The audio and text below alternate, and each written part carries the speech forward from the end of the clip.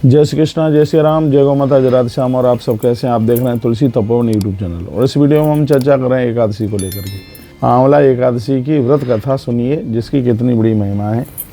युधिष्ठिर राजा ने कहा, महात्म विजयायाश्च सुतम कृष्ण महाफलम फाल्गुनः स्यार्जुनः यक्षण्णमी नाम तम बदा दुदा। हे भगवान, आपने हमें पिछली एकादशी विजया एकादशी की बड़ी अद्भुत कथा सुनाई। अब हम आपसे फाल्गुन में पड़ने वाली शुक्ल पक्ष की जो 11 से एकादशी उसके बारे में हम पूछना चाहते हैं। उसका महत्व आप बताइए। तो भगवान कृष्ण कहते हैं, धर्मपुत्र महाभाग शृणु वक्ष्यामि ते धुना युक्ता प्रश्न मानधाता वशिष्ठ महात्मा।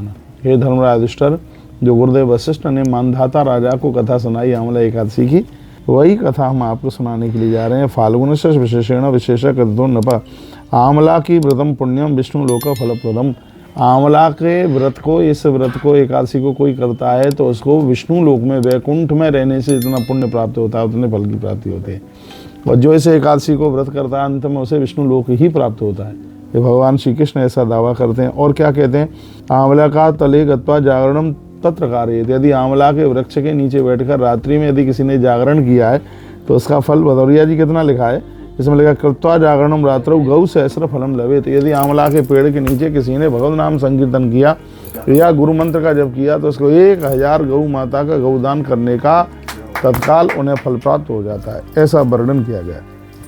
अब मानधाता ने कुछ प्रश्न किया गुरुदेव वशिष्ठ को। भगवान श्री कृष्ण धर्मराज युधिष्ठिर को ये बात सुना रहे हैं। कहते हैं, आंवला की कदाशेषा उत्पन्ना दुष्टतमय सर्वम ममा चक्ष परम कौतूहलम हे मे कस्यादम पवित्रम वा कस्मात् पापम प्रश्यनि कस्मात् जागरणम कृत्वा गौसहस्रम फलम लभेत। ये मानधाता के प्रश्न थे गुरुदेव वशिष्ठ के लिए। उन्होंने कहा, आंवला की एकादशी कब उत्पन्न हुई, यह मुझको अत्यंत कौतूहल हो रहा है। अतएव इन सारी बात को आप मुझे बताइए, किस कारण से यह एकादशी इतनी ज़्यादा महान है और जागरण करने से 1000 गोदान का फल कैसे प्रदान कर देती है, ये मानधाता ने कहा। तो महर्षि वशिष्ठ ने कहा कि हे महाभाग, यह पृथ्वी पर कैसे हुई उत्पन्न बात को मैं आपको विस्तार पूर्वक बताता हूँ। आंवला का वृक्ष सभी पापों को विनष्ट करने वाला है। ये वशिष्ठ जी ने मानधाता को कहा। वो कहते हैं कि जो आंवला का जो वृक्ष है, ये इतना आंवला की महावृक्ष सर्व पाप प्रणाशनम, कितना भी बड़ा अपराध क्यों नहीं है, ये उसको समाप्त कर देता है। और कहा गया कि महाप्रलय में भी यह वृक्ष कभी समाप्त नहीं होता। महाप्रलय में कुछ चीज़ें हैं जो बराबर जिंदगी बनी रहती है कि तो माँ नर्मदा महाप्रलय में कभी समाप्त नहीं होती। मार्कंडे जी महाराज कभी भी महाप्रलय में समाप्त नहीं होते। ये कुछ अद्भुत बातें हैं। उसी प्रकार से बजरंगबली हनुमंत लाल जी तो चारों युगों में रहते ही हैं। ऐसे ही आंवले का वृक्ष और है जो महाप्रलय में भी कभी समाप्त होता नहीं है। इसमें लिखा है, देवता असुर और राक्षस सब नष्ट हो जाते हैं, देवता भी नष्ट हो जाते हैं हाँ महाप्रलय में, लेकिन आंवले का वृक्ष समाप्त नहीं होता। उस समय देवेश भगवान श्री अपने अव्यय धाम में चले जाते हैं। उसके बाद वह भगवान को समय पर फिर भगवान आकर के प्रकट होते हैं। तो ऐसा वर्णन किया गया है। कहा गया, आंवले की महिमा इसमें बहुत ज़्यादा ये बताई गई है। यह आंवले का वृक्ष जो है वो भगवान विष्णु को अत्यंत प्रिय है, बहुत ही ज़्यादा प्रिय। इसका स्मरण करने मात्र से गोदान का फल प्राप्त हो जाता है। 16 नंबर के श्लोक में ऐसा लिखा है, आंवला की नवो इष्ट प्रभुरो वैष्णवोत्तमम अस स्मरण मात्रेण लवेद गौदानजम फलम। इसके स्मरण मात्र से गौदान करने का फल प्राप्त हो जाता है। स्पर्श करने से 2 गुना और इसको खाने से 3 गुना फल हो जाता है। 3 गुना खाने से 3 गुना फल हो जाता है।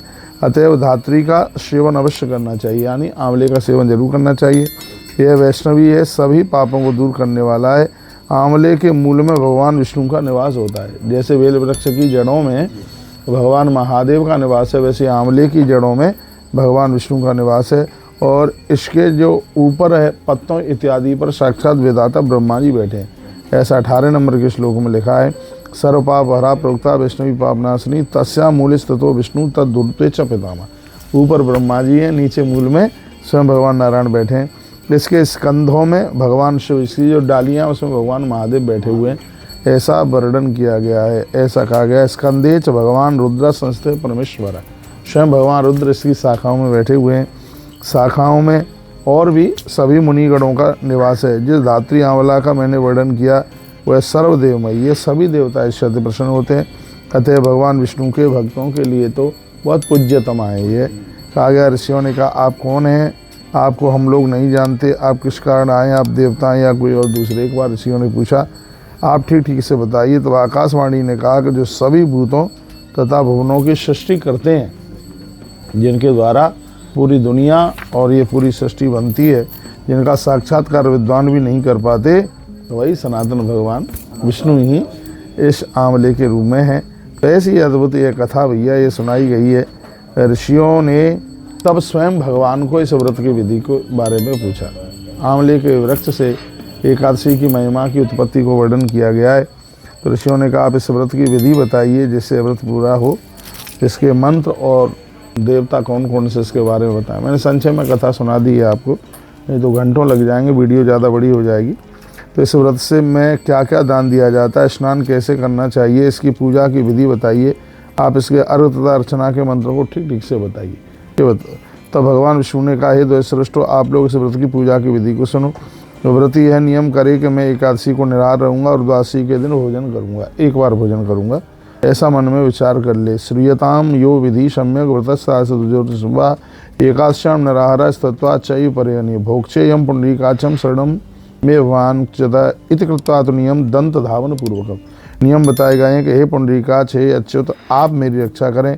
इस तरह से आप दांतों करें, इसमें दांतों की बात कही गई है। और कहा गया है कि उस दिन चोरों, पतित, शराबी, पाखंडी और नारी ऋतुकाल में हो, उनसे बिल्कुल भी बात न की जाए, ऐसा ही वर्णन किया गया है। इसमें किसी मातृशक्ति को बुरा बिल्कुल भी नहीं मानना चाहिए। जो शास्त्र ने नियम माता है बहुत वंदनीय, बहुत पूज्य हैं, बहुत प्रणाम करने के लायक हैं। ऋतुकाल के बाद में नारी इतनी पवित्र होती है कि देवता भी उसके हाथ का भोजन करने को तरसते हैं, ऐसा हमारे ग्रंथों में लिखा है। विद्वानों को चाहिए कि इसमें हो सके तो 3 बार स्नान की बात कही गई है आंवला एकादशी में। सुबह भी कर लें, दोपहर में भी कर लें और हल्का सा स्नान शाम को भी कर लें। अपने को संयमित रखें। नदियाँ, सरोवर या कुआं, बावली पास में उनके जल में स्नान कर सकते हैं। पहले अपने शरीर में शुद्ध मिट्टी लगाएं, उसके बाद स्नान करें। मिट्टी लगाने का मंत्र भी वर्ण नहीं है अपना, हाँ, भगवत स्मरण करते हुए आप मिट्टी लगाएं, स्नान करें। यह स्नान की जो विधि बताई है, ये संपूर्ण तीर्थों में स्नान करने का फल प्रदान कर देती है। स्नान इसमें वर्णन किया गया है कि लोग इसमें भगवान परशुराम जी की मूर्ति बना करके भी उनका वंदन करते हैं, उनका पूजन करते हैं, जिससे बहुत आयुष बढ़ता है। आंवले के पास जाकर के उसके चारों ओर सफाई करें और तत्पश्चात उसके नीचे कुशा का आसन डाल करके बैठ करके घी का दिया जला करके इस कथा को सुनें, हाँ, पूजा करें। और इसमें कुछ नाम है जो आंवले के पेड़ के नीचे बैठ करके भगवान के लिए उच्चारण किया जाता है। तो इसमें सबसे पहला नाम है ओम दामोदराय नमः, तत्पश्चात ओम पद्मनाय नमः, श्रीवत्सधारणे नमः, ओम चक्रणे नमः, गदिने नमः, ओम वैकुंठाय नमः, ओम विशोके निधने नमः, ओम विशोके निधये नमः, वासुदेवाय नमः, ओम वामनाय नमः, ओम रामाय नमः, ओम सर्वात्मने नमः। आपसे कुछ नहीं आता तो मोबाइल चालू करके, और जो हमने ये कथा आपको सुनाई है, इसे तो आप सुन ही सकते हैं। 2025 की आंवला की एकादशी आप सबके लिए अद्भुत हो। तो इस तरह से पूजा, फिर उसको विराम दीजिए। उसके बाद भक्तिपूर्ण अंतःकरण से श्वेत फल से भगवान को अर्घ प्रदान करें। कोई श्वेत फल और एक सफ़ेद फूल लोटे में डाल करके और भगवान को अर्घ दें। हे देव देवेश, आपको नमस्कार है। इस समय भगवान परशुराम जी की पूजा होती है।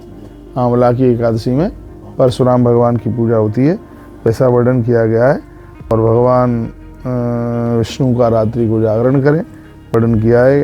फिर तत्पश्चात आंवले के वृक्ष की परिक्रमा जरूर लगाएं इसमें, हाँ, कितनी 4 परिक्रमा लगा लें। तो नारायण को 4 लगती हैं। फिर विषम संख्या में 7, 11, 21, 108 जो भी आपसे बने। इसमें तो लिखा है 108 परिक्रमा करें, ऐसा भी इसमें वर्णन है।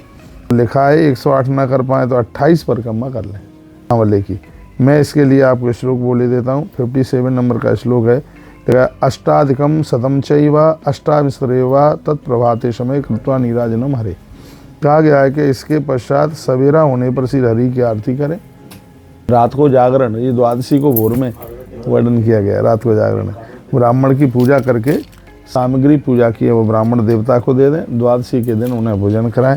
परशुराम जी के घड़े पर 2 वस्त्र और 2 2 वस्त्र उनके चरणों में जो आपने रखे हैं वो भी आप ब्राह्मण को ही दे दीजिए। इतना कह करके भगवान श्री भगवान अंतर्धान हो गए। ऋषियों को उन्होंने स्वयं भगवान ने अपने मुख से विधि का वर्णन किया गया है। हे राजेंद्र, आप भी इस व्रत को करें। यह दुरादर्श व्रत है तथा सभी पापों से मुक्ति दिलाने वाला यह व्रत है। तथा तुमप्य राजेंद्र कर्तुमर्हसि सत्तमा व्रत में दुरादर्शम सर्व पाप प्रमोचन, संपूर्ण पापों को समाप्त कर देता है। इतनी बड़ी महिमा आंवला एकादशी की है। वो हाँ, इसको रंग भरी एकादशी भी कहते हैं इसको, और इसको बांके बिहारी जी की एकादशी भी कहते हैं। बिहारी जी के दरबार में तो होली होती है उस दिन। ये हमने एकादशी की, आंवले की एकादशी की कथा आपको सुनाई और आपने सुनी। बहुत बहुत धन्यवाद। अच्छा लगा है वीडियो को आगे जरूर भेजिए, और हमारी तुलसी भक्ति रस यूट्यूब चैनल पर भी इसी एकादशी को लेकर के कुछ विशेष बातें कही जा रही हैं, वो भी आप सुन सकते हैं।